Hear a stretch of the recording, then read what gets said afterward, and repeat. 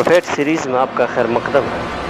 آج ہم بات کریں گے ایک ایسے نبی کے بارے میں جن کو سمندر کی مچھلی نے نگل لیا، لیکن جب اللہ کا حکم ہوا تو اسی مچھلی نے واپس آپ کو سمندر کے کنارے اگل دیا۔ آئیے جانتے ہیں اس نبی کا نام کیا تھا۔ السلام علیکم۔ یونس علیہ السلام جن کو اللہ تبارک و تعالی نے دجلہ کے کنارے پر آباد عراقی شہر موصل میں پیدا کیا۔ آپ علیہ السلام ہود علیہ السلام کی اولاد میں سے تھے۔ موصل کے بغل میں نینوا شہر تھا جو اس زمانے میں اپنے عروج پر تھا اور وہاں قوم سمود آباد تھی۔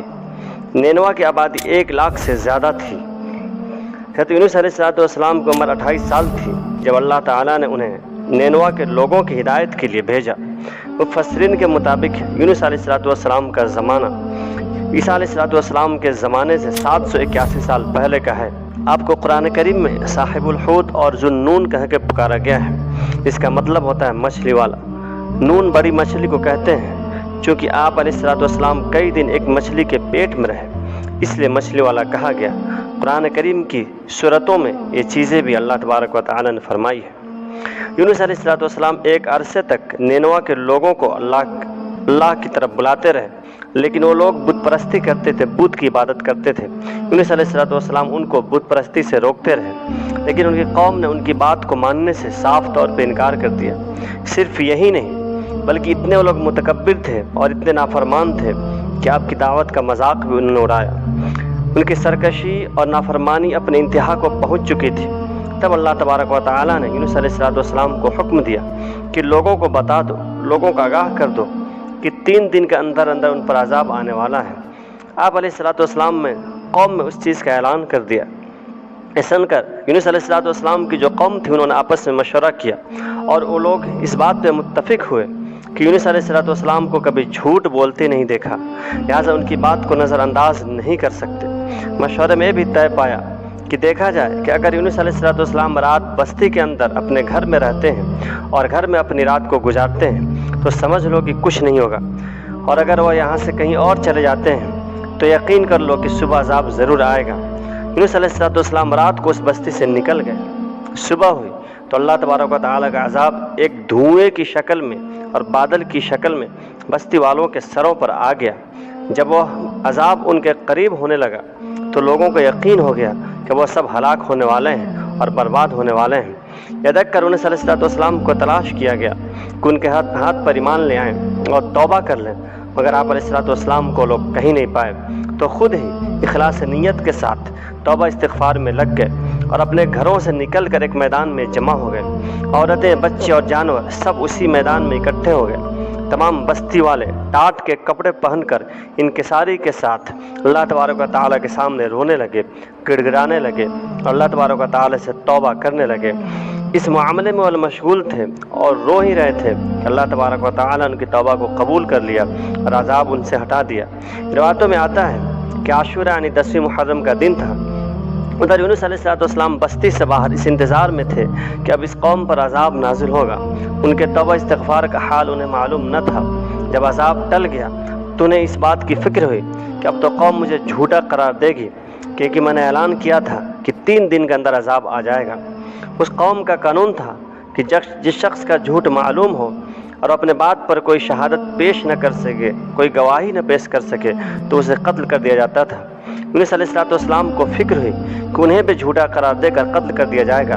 اس غم میں اور اس پریشانی کا عالم میں انہوں نے شہر سے نکل جانے کا ارادہ کیا، یہاں تک کہ بحیرہ روم کے کنارے پہنچ گئے۔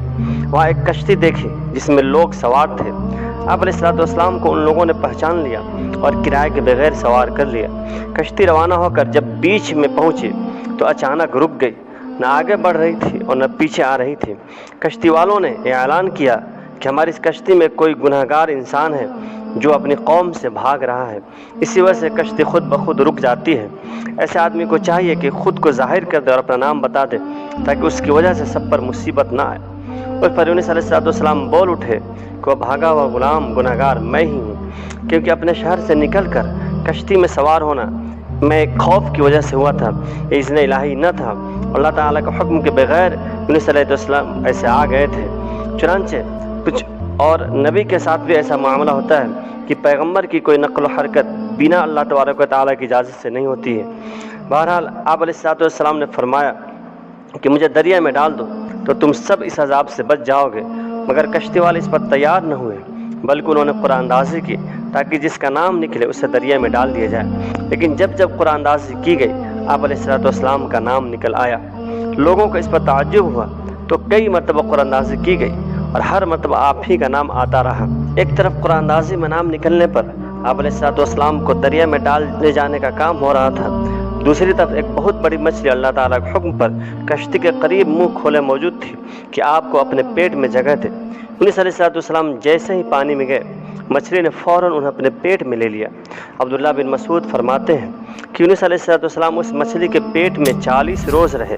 यह उन्हें ज़मीन की तह तक ले जाती और दूर दूर तक लेके जाती। बाज़ अफराद ने 7 दिन, कुछ लोगों ने कहा कि 5 दिन और कई लोगों ने कहा कि कुछ मुद्दत तक रहे, लेकिन हकीकत यह है उसकी मछली के पेट में 7 दिन तक रहे। मछली के पेट की गर्मी से उनके बदन पर कोई बाल ना रहा था। अल्लाह ताला ने उनके करीब एक दरख्त उगा दिया जिसके पत्तों का साया आपके लिए राहत का सामान बन गया।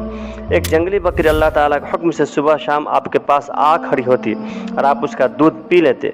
उस किस्से के जितने अज्जा कुरान पाक में मज़कूर हैं या हदीस मुबारका से साबित हैं वो तो यकीनी है। अबू हुरैरा रज़ियल्लाहु ताला अन्हु से मनक़ूल है कि रसूल अकरम सल्लल्लाहु अलैहि वसल्लम ने फरमाया, जब अल्लाह तबारक व तआला ने यूनुस अलैहिस्सलाम को मछली के पेट में कैद करने का इरादा फरमाया तो मछली को हुक्म दिया, इनको ले लो, क्योंकि इनके गोश्त पर तेरा तसर्रुफ़ नहीं है, तो कुछ भी नहीं कर सकता, क्योंकि ये तेरी गज़ा नहीं है। जब मछली आपको लेकर समुंदर की इंतहाई निचली सतह में पहुंची तो आपने कुछ आहटें सुनी।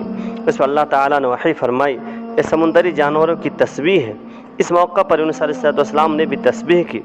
जब फरिश्तों ने आपकी तस्बीह सुनी तो बारगाह खुदावंदी में अर्ज़ करने लगे, ये हमारे परवरदिगार, हम बहुत ही ज़्यादा कमज़ोर लोग हैं, लेकिन एक नहीफ और कमज़ोर से किसी आवाज़, अजनबी आवाज़ आ रही है।